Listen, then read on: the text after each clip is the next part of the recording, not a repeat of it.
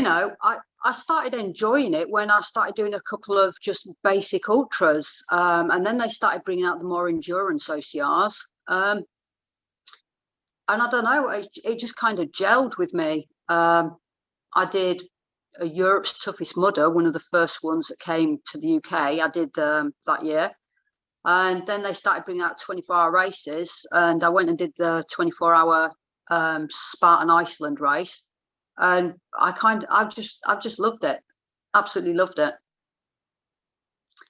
It was, I'd like to say it was relatively easy, as in I thought I was going to be cold. It was -12 at night at the top of the mountain, so I thought I would be cold, especially as I don't have much weight on me anymore. But I dressed correctly for it. It wasn't as bad as I thought it was going to be until we got to about 2 or 3 o'clock in the morning.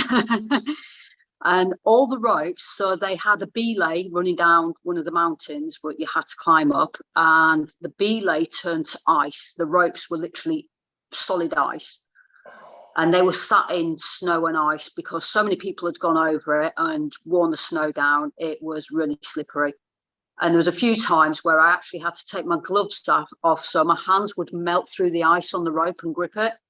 And I was getting to the top of the mountain, and you run kind of across a trail at the top, and it's quite open, and the snow was blowing across it and everything. And then you'd come down, and where people were coming down the mountain, it was like on the edge of a wood, and they'd done a belay down that, and it was people had literally sat on their feet, sort of crouching, and turned it all to black ice. So you were coming down and like burning the palms of your gloves where the rope was going through them so fast. And I remember every time I got to the bottom, I thought, well, there's only obstacles now. That's quite easy. The hardest bit was actually going up and down the mountain and getting to the bottom and thinking, wow, I survived. I didn't die.